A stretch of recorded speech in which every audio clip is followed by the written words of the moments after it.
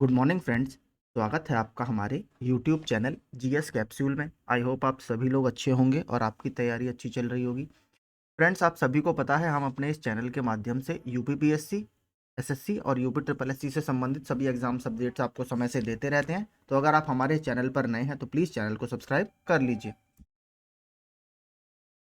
चलिए देखते हैं कौन कौन से इंपॉर्टेंट आर्टिकल्स आज न्यूज़पेपर में छपे हैं। एक देखिए, थोड़ा लेखपाल से संबंधित ये आर्टिकल है, इसको देखते हैं। प्रतीक्षा सूची से रिक्त पदों को भरा जाए। तो आपने देखा होगा वेटिंग लिस्ट की बात लगातार छात्रों द्वारा कही जा रही है, तो उसी से संबंधित आर्टिकल है। लेखपाल भर्ती में रिक्त पदों को प्रतीक्षा सूची से भरने की मांग उठी है। प्रयागराज, वाराणसी, आगरा, गाजियाबाद आदि जिलों के बेरोजगारों ने शुक्रवार को आजाद पार्क में बैठकर अन्य आयोगों की तरह लेखपाल के रिक्त पदों पर प्रतीक्षा सूची से नियुक्ति का अनुरोध किया। आपने देखा होगा कुछ अभ्यर्थी इसमें औपबंधिक रूप से चयनित हैं तथा कुछ पद इसमें खाली हैं। इसके अलावा आपको पता होगा यूपी ट्रिपल एससी कभी भी वेटिंग लिस्ट जारी नहीं करता। उसमें होता क्या है, मान लीजिए अगर कोई बाद में जॉब छोड़ता है तो वेटिंग लिस्ट एक मेरिट ऑर्डर की तरह होती है। उसके आधार पर जैसे कोई पहले नंबर पर है वेटिंग लिस्ट में तो सबसे पहले उसको सर्विस में ले लिया जाता है अगर कोई सीट खाली होती है। ऐसा कोई प्रोविजन यहाँ पर नहीं है।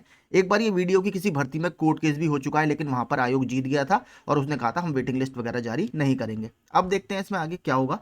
प्रशांत सिंह, शिव कुमार पांडे, इसके अलावा देखिए पूर्व सैनिक, कुछ दिव्यांग हैं, स्वतंत्रता संग्राम सेना आश्रित आदि की सीटों को कैरी फॉरवर्ड ना करते हुए कम मेरिट के अभ्यर्थियों को भरने का इसमें अनुरोध किया गया है। देखिए, ये तो मैं भी मानूंगा, खाली जाने से बेहतर है इसी बार इसको भर लिया जाए, क्योंकि नई पदों की बात की जा रही है। लगभग 4500 नए पदों पर भर्ती होगी, लेकिन आप इसका हाल देख चुके हैं। 2 से ढाई साल आयोग की लगभग हर भर्ती में लग रहा है, इससे ज़्यादा ही लग रहा है। तो अगर आप 24 में आएगी, 26 27 में जाकर पूरी होगी, तो अगर ये वेटिंग लिस्ट जारी कर कर नियुक्ति इसी वाली भर्ती में इन्हें दे देंगे तो समय भी बचेगा और कुछ पद जो खाली जाने वाले हैं और जो बॉर्डर पर कैंडिडेट्स हैं उनको सीटें मिलने की उम्मीद ये बढ़ जाएगी और कहीं ना कहीं बेरोजगारी से भी थोड़ी उन्हें राहत मिलेगी। तो मैं तो यही कहूँगा, अगर आयोग के पास प्रोविजन है वेटिंग लिस्ट निकालने का तो वो निकाल सकता है। अगर प्रोविजन नहीं है तो नियमावली में संशोधन तो देखिए बहुत मुश्किल है, वो नहीं होने वाला। अगर आयोग नहीं निकालेगा तो वो नहीं ही निकालेगा।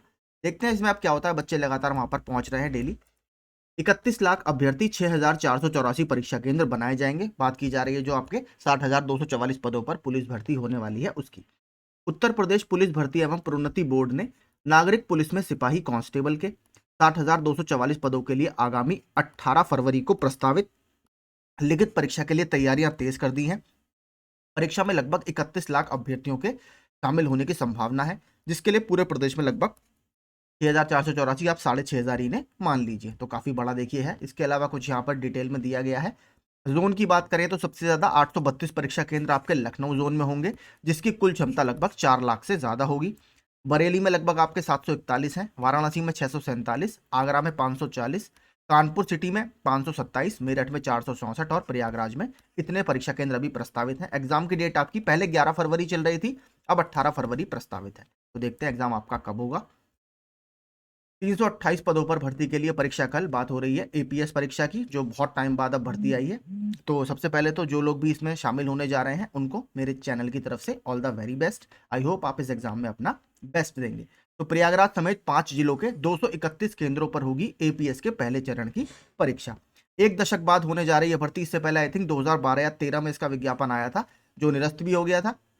और इसमें लगभग 1,77,050 अभ्यर्थियों ने अपनी दावेदारी पेश की है।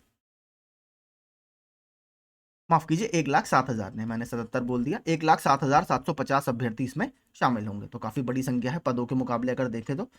इसके अलावा अगर बात करें यूपीपीएससी में सिस्टम एनालिस्ट पद के लिए मांगे गए ऑनलाइन आवेदन, कल ये आपको होम पेज पर ही दिख जाएगा, वहां पर ये ब्लिंक हो रहा है।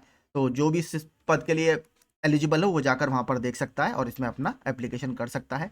इसके अलावा कल एक परिणाम भी लोक सेवा आयोग ने जारी किया है। क्षेत्रीय मद्य निषेध अधिकारी के 2 पदों पर चयन। दोनों जो पोस्ट थी अनारक्षित की थी, तो यहाँ पर आप देख सकते हैं। सीधी भर्ती का चयन परिणाम शुक्रवार को जारी कर दिया गया। इन पदों पर चारुल मिश्रा और निर्मलिका सिंह जी का चयन हुआ है। इन पदों पर भर्ती के लिए इंटरव्यू 4 जनवरी को हुआ था। तो इन दोनों को हमारे चैनल की तरफ से आगे के करियर के लिए ऑल द वेरी बेस्ट। इसके लिए देखेंगे एक एपीएस का छोटा सा आर्टिकल ये भी था। एपीएस परीक्षा के लिए सह केंद्र व्यवस्थापकों की तैनाती। सचिवालय, राजस्व परिषद और उत्तर प्रदेश लोक सेवा आयोग में अपर निजी सचिव 2023 के 328 पदों पर भर्ती के लिए 7 जनवरी को प्रस्तावित प्रथम चरण की लिखित परीक्षा के लिए सह केंद्र व्यवस्थापकों की तैनाती की गई है। ये आपके 231 केंद्रों पर 9:30 से 12:30 बजे की पाली में रविवार को परीक्षा होनी है। आवेदन आप ऊपर देख ही चुके हैं। परीक्षा में सॉल्वर को बैठाने वाला अभ्यर्थी पकड़ा गया। ये एसएससी की परीक्षा की बात हो रही है। एसएससी की परीक्षा में सॉल्वर को बैठाने वाला अभ्यर्थी पकड़ा गया। अभ्यर्थी जब खुद परीक्षा देने पहुंचा तो फोटो मिलान के दौरान पकड़ में आया। पूछताछ में उसने बताया कि इससे पहले की परीक्षा किसी दूसरे ने दी है। तहरीर पर पुलिस ने आरोपी अभ्यर्थी व एक अन्य के खिलाफ मुकदमा दर्ज कर लिया है। तो देखिए, एसएससी स्टेनोग्राफर ग्रेड सी की परीक्षा 2023 में इन्होंने पहले चरण में किसी और ने दी थी और दूसरे में ये खुद परीक्षा देने पहुंचे जो एक्चुअल अभ्यर्थी थे, तो इन्हें पुलिस द्वारा पकड़ लिया गया है। एसएससी जेई का कल परिणाम घोषित कर दिया गया है। इसमें 1374 को सफलता मिली है। 17 नवंबर 2023 को इस परीक्षा के प्रथम चरण का परिणाम आया था। कर्मचारी चयन आयोग ने जूनियर इंजीनियर, सिविल, मैकेनिकल और इलेक्ट्रिकल परीक्षा 2023 का अंतिम परिणाम शुक्रवार को घोषित कर दिया। कुल 1374 अभ्यर्थियों को इसमें सफलता मिली है। अब इसमें देखिए, जो संबंधित संगठनों कार्यालयों के स्तर से चयनित अभ्यर्थियों का दस्तावेज सत्यापन कराया जाएगा। इस परीक्षा के प्रथम चरण का परिणाम 17 नवंबर 2023 को घोषित कर दिया गया था। तो इनको भी हमारे चैनल की तरफ से बहुत बहुत शुभकामनाएं। इसके अलावा देखिए, एक थोड़ा बीपीएड वाला कल ये केस था। प्राइमरी में नियुक्ति के लिए नहीं है बीपीएड की degree, bachelor of physical education जिसे बोला जाता है। हाईकोर्ट की लखनऊ बेंच ने अपने एक आदेश में कहा है कि प्राइमरी स्कूल में सहायक अध्यापक के पद पर नियुक्ति के लिए बीपीएड की डिग्री उपयुक्त नहीं है।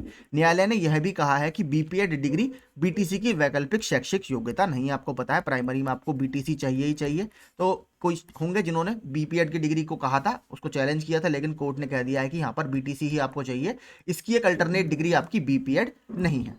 यह आदेश न्यायमूर्ति एस.आर. मसूदी और न्यायमूर्ति ओम प्रकाश शुक्ला ने खंडपीठ ने राकेश कुमार की विशेष अपील को खारिज करते हुए दिया है। अपीलार्थी की ओर से एकल पीठ के आदेश को चुनौती देते हुए दलील दी गई थी कि बीपीएड डिग्री बीएड के समतुल्य है, लिहाजा वह सहायक पद पर नियुक्ति पाने के योग्य है, लेकिन कोर्ट ने इसको रिजेक्ट कर दिया है। तो यह अपील आपकी डिसमिस हो गई है। तो यही देखिए सारे इंपॉर्टेंट अपडेट्स थे जो अलग अलग परीक्षाओं से संबंधित हैं। इसके अलावा लेखपाल के संबंधित एक न्यूज यह है कि आपका 20 जनवरी के आसपास नियुक्ति पत्र वितरण समारोह होना प्रस्तावित है बनारस में और लखनऊ में। यहाँ पर शायद काफी बड़े स्तर पर यह हो सकता है। इसके अलावा जिलेवार तो होता ही है, जैसे पिछली कई भर्तियों में आपने देखा होगा। तो नॉर्मल जो बाकी जिलों में है वहाँ पर जिले में जो वरिष्ठ अधिकारी होते हैं उनके द्वारा दे दिया जाता है। बाकी जो मेन सेंटर्स होते हैं वहाँ पर डिप्टी सीएम वगैरह रहते हैं, चीफ मिनिस्टर रहते हैं और कभी कभी प्रधानमंत्री जी भी आ जाते हैं। तो देखते हैं, पूरा ज़्यादा दिन अब है नहीं, 15 से 16 दिन आपके बचे हुए हैं। जैसे ही होगा मैं आपको कुछ भी अपडेट दे दूंगा। तो ऐसे ही अपडेट्स पाने के लिए आप हमसे जुड़ सकते हैं और चैनल को सब्सक्राइब कर सकते हैं। Thank you so much.